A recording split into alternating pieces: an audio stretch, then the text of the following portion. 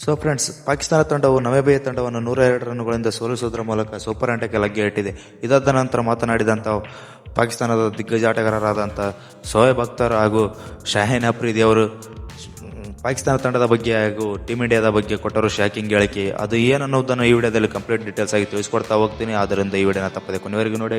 ನಮ್ಮ ಚಾನಲ್ಗೆ ನೀವೇನು ಸಬ್ಸ್ಕ್ರೈಬ್ ಆಗಿಲ್ಲ ಅಂದರೆ ಸಬ್ಸ್ಕ್ರೈಬ್ ಮಾಡಿಕೊಳ್ಳಾಗಿ ಕೆಳಗಡೆ ಕಾಣುವಂಥ ಬೆಲ್ ಐಕಾನ್ ಆನ್ ಇಟ್ಕೊಳ್ಳಿ. ಹೌದು ಫ್ರೆಂಡ್ಸ್, ಪಾಕಿಸ್ತಾನ ತಂಡವು ನಮಿಬಿಯಾದ ವಿರುದ್ಧ ಭರ್ಜರಿಯಾಗಿ ಜಯ ಸಾಧಿಸುವ ಮೂಲಕ ಸೂಪರ್ ಹಂಟಕ್ಕೆ ಲಗ್ಗೆ ಇಟ್ಟಿದೆ. ಇದಾದ ನಂತರ ಮಾತನಾಡಿದಂಥ ಶೋಯಬ್ ಅಖ್ತರ್ ಹಾಗೂ ಶಾಹೀನ್ ಅಫ್ರಿದಿ ಅವರು ಪಾಕಿಸ್ತಾನ ತಂಡದ ಬಗ್ಗೆ ಹಾಗೆ ಟೀಮ್ ಇಂಡಿಯಾದ ಬಗ್ಗೆ ಏನೆಲ್ಲ ಮಾತನಾಡಿದರು ಅನ್ನೋದನ್ನು ನೋಡ್ಕೊಂಬರೋಣ.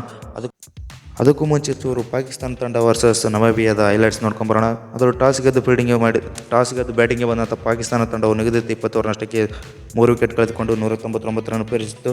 ಇದರಲ್ಲಿ ಬಂದ್ಬಿಟ್ಟು ಫಾರಾನ್ ಅವರು 100 ರನ್, ಶೋಯಬ್ ಹೈಲಿ ಅವರು 13 ರನ್, ಸಲ್ಮಾನ್ ಅಹಾರ್ ಕ್ಯಾಪ್ಟನ್ ಅವರು 38 ರನ್ ಹಾಗೂ ಶಹಬ್ ಖಾನ್ ಅವರು 36 ರನ್. ಇನ್ನು ಈ ಕಡೆ ಬೌಲಿಂಗ್ ಕಡೆ ನೋಡುವುದಾದರೆ ಚಾಕ್ ಬ್ರೆಜಾಲ್ ಅವರು 2 ವಿಕೆಟ್ ತೆಗೆದುಕೊಂಡು ಗ್ರೇನ್ ಮೈರ್ ಅವರು 1 ವಿಕೆಟ್ ತೆಗೆದುಕೊಂಡರು. ಈ ಬಿಗ್ ಟಾರ್ಗೆಟನ್ನು ಬೆನ್ನತ್ತಿ ಬಂದಂಥ ನಮಿಬಿಯಾ ತಂಡವು ಹೇಳ್ಕೊಳ್ಳುವಂಥ ಪರ್ಫಾರ್ಮೆನ್ಸ್ ಏನು ಮಾಡಲಿಲ್ಲ. 97 ರನ್ಗೆ ತನ್ನೆಲ್ಲ 10 ವಿಕೆಟ್ ಕಳೆದುಕೊಂಡು ಈ 100 ರನ್ಗಳ ಹೀನಾಯ ಸೋಲನ್ನು ಅನುಭವಿಸಬೇಕಾಗಿತ್ತು.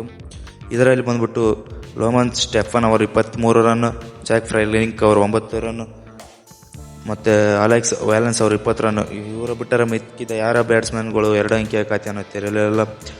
ಇದರಲ್ಲಿ ಶಹಬಾದ್ ಖಾನ್ ಅವರು 3 ವಿಕೆಟ್ ಹಾಗೂ ಉಸ್ಮಾನ್ ತಾರಿಕ್ ಅವರು 4 ವಿಕೆಟ್ ಕಬಳಿಸಿ ಪಾಕಿಸ್ತಾನದ ಪ್ರಮುಖ ಬೌಲರ್ ಆಗಿ ಹೊರಹೊಮ್ಮಿದರು.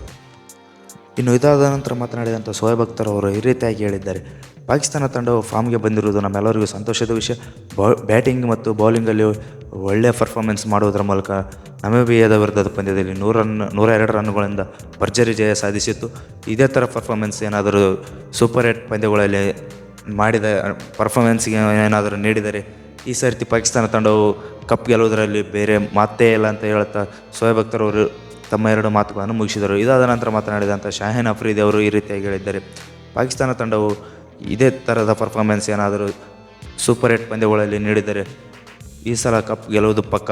ಹಾಗೆ ಪಾಕಿಸ್ತಾನವು ಟೀಮ್ ಇಂಡಿಯಾವೇನಾದರೂ ಪಾಕಿಸ್ತಾನದ ಎದುರು ಈ ಸಲಾಗಿನ ಸಿಕ್ಕರೆ ಸೆಮಿಫೈನಲಲ್ಲಿ ಪಾಕಿಸ್ತಾನದ ಬ್ಯಾಟ್ಸ್ಮನ್ ಆದಂಥ ಫಾರಾನ್ ಅವರು ಟೀಮ್ ಇಂಡಿಯಾದ ವಿರುದ್ಧವೂ ಕೂಡ ಸೆಂಚುರಿ ಹೊಡೆಯೋದಂತರೂ ಪಕ್ಕ ಎಂದು ಹೇಳಿದ್ದಾರೆ.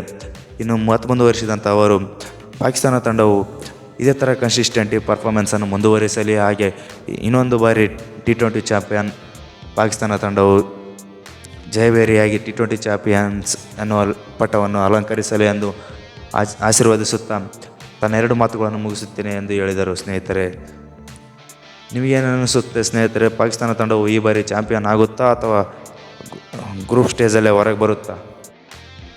ಇದೇ ಥರದ ಕ್ರಿಕೆಟ್ ಕಂಟೆಂಟ್ಗಾಗಿ ನಮ್ಮ ಚಾನಲನ್ನು ಸಬ್ಸ್ಕ್ರೈಬ್ ಮಾಡಿಕೊಳ್ಳಿ, ಹಾಗೆ ಕೆಳಗಡೆ ಕಾಣುವಂಥ ಬೆಲ್ ಐಕಾನ್ ಆನ್ ಇಟ್ಕೊಳ್ಳಿ.